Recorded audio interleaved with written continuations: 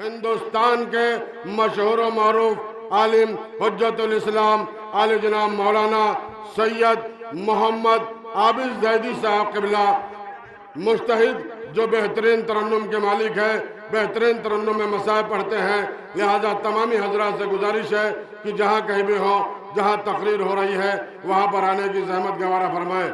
जो हजरात पीछे खड़े हैं, मैं उनसे गुजारिश कर रहा हूँ, इधर बाईं तरफ जगह है, लिहाजा इधर जगह ले ले ताकि पीछे से जो मजमा आएगा उसे आने में कोई जहमत ना हो। मौलाना के इस्तकबाल में एक तारीखी नारा लगाइएगा, उसके बाद आप होंगे और मौलाना होंगे।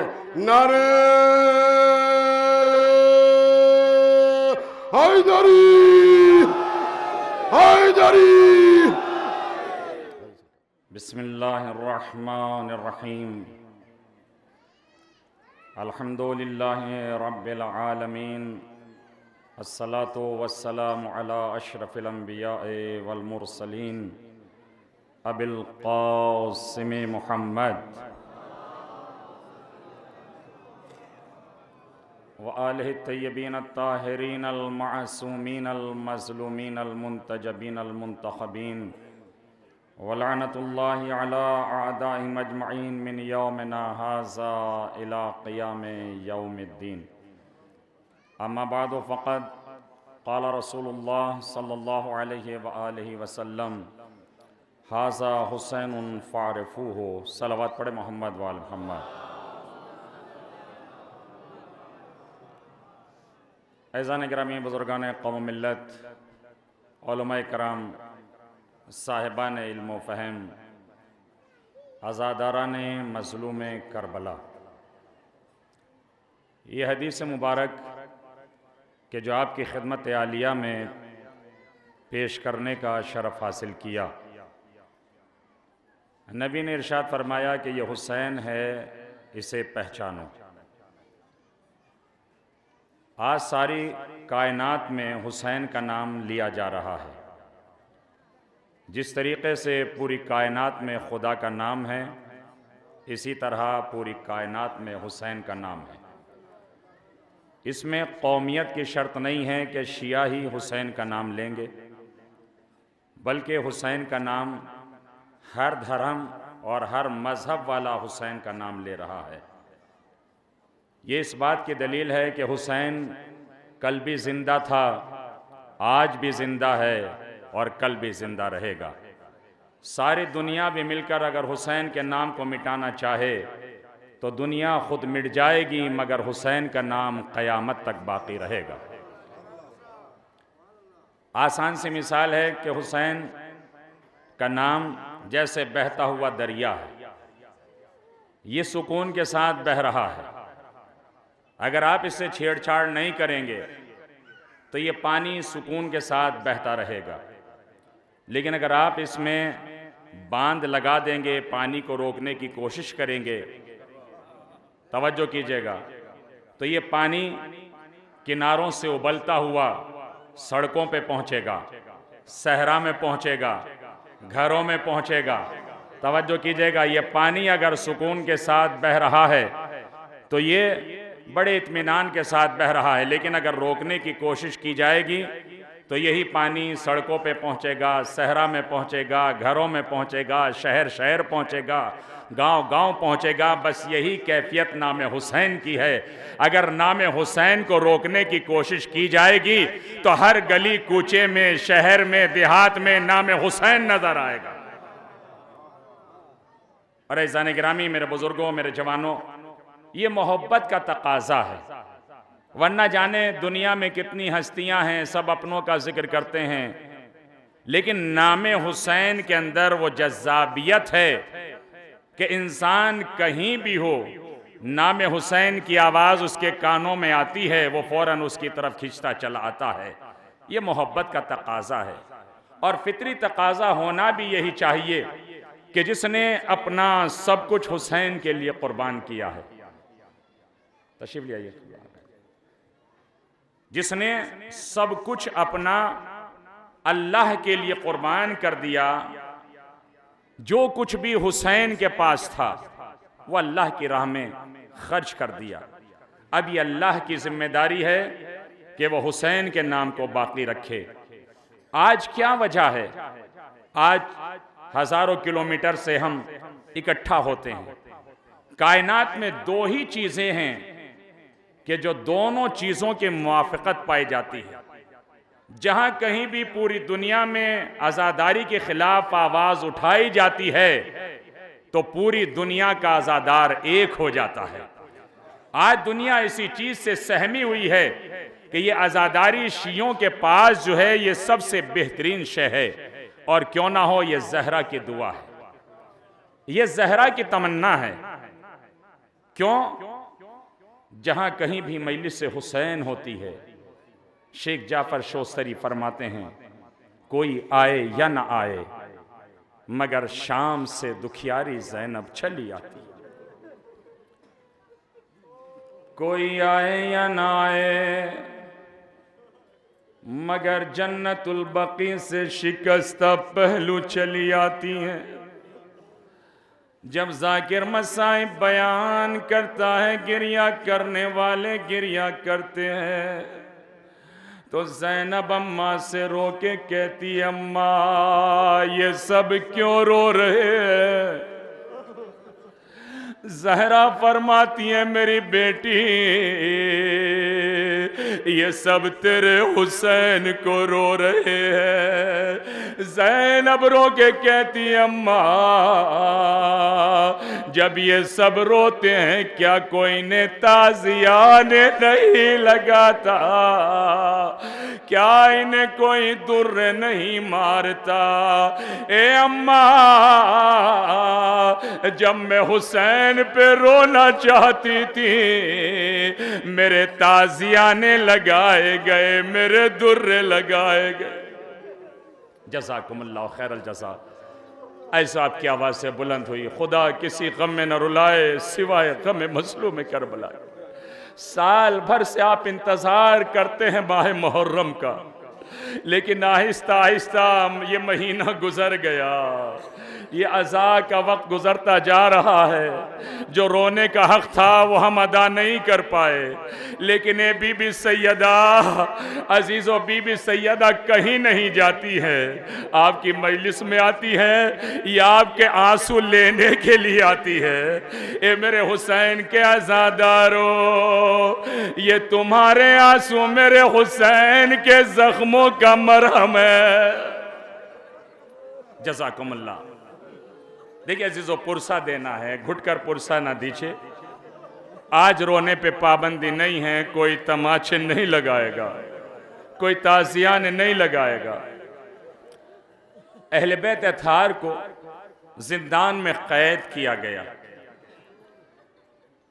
आयतुल्लाह सैयद तकी मुक़द्दम अपनी किताब में लिखते हैं कि जिस वक्त के जिंदान में अहले बैत को मुक़य्यद किया गया तो सकीना ने कुछ बच्चों को जाते हुए देखा।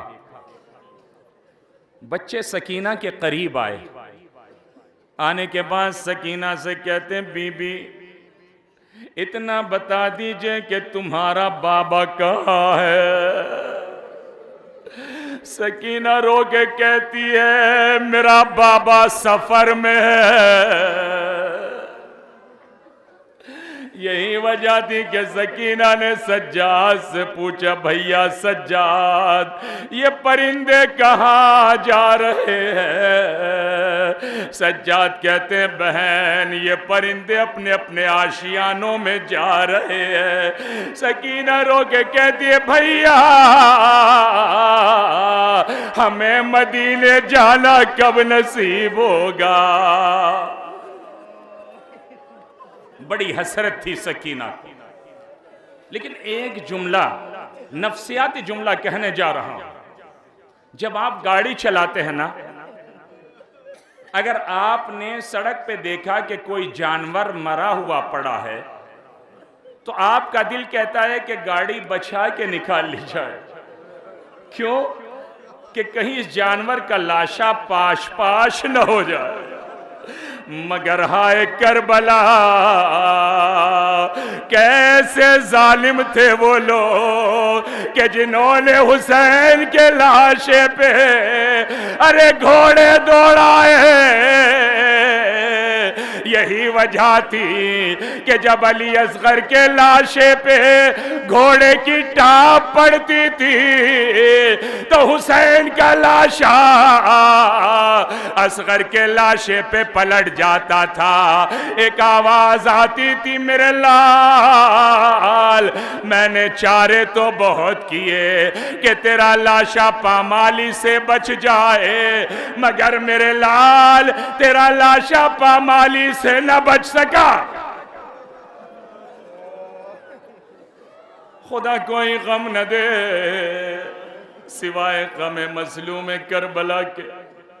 तारीख ये कहती है, सैयद आयतुल्लाह तकी मुकद्दम लिखते, यजीद ने इमाम सज्जाद को बुलाया दरबार में। इमाम सज्जाद दरबार में आए। यजीद कहता है, सैयद सज्जाद तुम 3 बातें पेश करो, मैं तुम्हारी 3 बातें कबूल करूंगा। इमाम सज्जाद फरमाते हैं, यजीद तू मेरी बातों को कबूल नहीं करेगा। यजीद कहता है कि नहीं सैयद सज्जाद तुम 3 बातें पेश करो, मैं कबूल करूंगा। इमाम सज्जाद फरमाते हैं, यजीद सबसे पहली मेरी बात यह है कि मुझे एक बार मेरे बाबा का सर दिखा दे। यजीद मुझे मेरे बाबा का सर दिखा दे। यजीद कहता है, सैयद सज्जाद ये तुम्हारी बात पूरी नहीं की जा सकती। जैसे यजीद ने ये जुमला कहा, इमाम सज्जाद ने अपने बंधे हाथ उठाए, उठाने के बाद कहा, ए मेरे मजलूम बाबा, ये सज्जाद तुम्हें आवाज दे रहा है। जैसे सज्जाद ने ये जुमला कहा, हुसैन का सर हवा में लहराता नजर आया। एक मर्तबा सज्जाद ने अपने हाथों को बुलंद किया, ए मेरे मजलूम बाबा।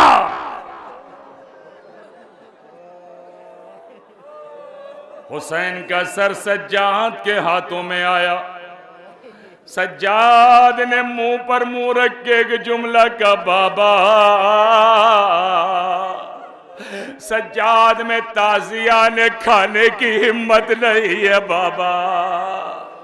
ए बाबा हम पर बड़े जुल्म किए गए बाबा। इमाम सज्जाद फरमाते हैं, यजीद मेरी दूसरी बात यह है कि तू हमारा लूटा हुआ सामान वापस कर दे। यजीद कहता है, सैयद सज्जाद तुम्हारा लूटा हुआ सामान वापस नहीं हो सकता, उसके बदले कुछ और दिरहम और दीनार ले लो। इमाम सज्जाद फरमाते हैं, हम तेरे माल के मोहताज नहीं है, इसलिए कि मेरी बहन सकीना ने वसीयत की थी, ए भैया सज्जाद मेरी शहादत के बाद अगर यजीद कफन भेजे तो कफन न लीजिएगा। यजीद हमें तेरे माल की जरूरत नहीं है, हमें हमारा लुटा हुआ सामान वापस कर दे। इमाम सज्जाद फरमाते हैं, मेरी तीसरी बात यह है, ए यजीद अगर तू मेरे कत्ल का इरादा रखता है तो मुझे एक ऐसा अमीन आदमी दे दे जो मेरे अहले बैत को सही वो सालिम मदीना पहुंचा दे। यजीद कहता है, सैयद सज्जाद घबराओ नहीं, इसलिए कि मैं तुम्हें कत्ल नहीं करूंगा, तुम बीबियों की ढारस हो। अरे जब बीबियों पे मुसीबत पड़ती थी तो तुम्हें ढारस बनाते थे। उसके बाद यजीद ने हुक्म दिया, सैयद सज्जाद की हथकड़ियां काट दी जाए, बेड़ियां काट दी जाए, गले का तो काट दिया गया। उसके बाद यजीद कहता है सैयद सज्जाद तुम आज़ाद हो, चाहे मदीने चले जाओ चाहे यहीं रहो। इमाम सज्जाद फरमाते हैं मैं अपनी फूफी अम्मा से पूछ कर बताऊंगा। इमाम सज्जाद आते हैं जिंदान की तरफ। जनाब ज़ैनब जिंदान के दरवाजे पे भतीजे का इंतजार कर रही हैं। जैसे ज़ैनब ने भतीजे को आते हुए देखा, बस ज़ैनब आगे बढ़ी, सज्जाद को सीने से लगाया, ए मेरे लाल सज्जाद। इमाम सज्जाद तड़प के कहते फूफी अम्मा जरा आहिस्ता दबाइए, मेरे बाजू जख्मी है, मेरा गला जख्मी है। जज़ाकुमुल्लाह जज़ाकुमुल्लाह खैरल जज़ा। ऐसा घुटकर पुरसाना दीजिए, घुटकर पुरसाना दीजिए। जब छठे इमाम ने मजलिस बर्पा की है और जाकिर मसाइब बयान कर रहा था तो इमाम ने अबू बसीर से कहा, अबू बसीर तू रो नहीं रहा है, मेरे जद के मसाइब हो रहे हैं। अबू बसीर कहता है मौला देखिए मेरा रुमाल भीगा हुआ है। इमाम फरमाते हैं ऐसे घुट घुट कर रोने से कोई फायदा नहीं है, ऐसे रो के जैसे एक माँ अपने जवान बेटे को रोती है। इमाम सज्जाद फरमाते हैं फूफी अम्मा यजीद ने हमें आज़ाद कर दिया और कहा है चाहे यहां रहो या मदीने चले जाओ। कहा बेटा तुमने क्या कहा? कहा फूफी अम्मा मैंने कहा कि मैं फूफी अम्मा से पूछ कर बताऊंगा।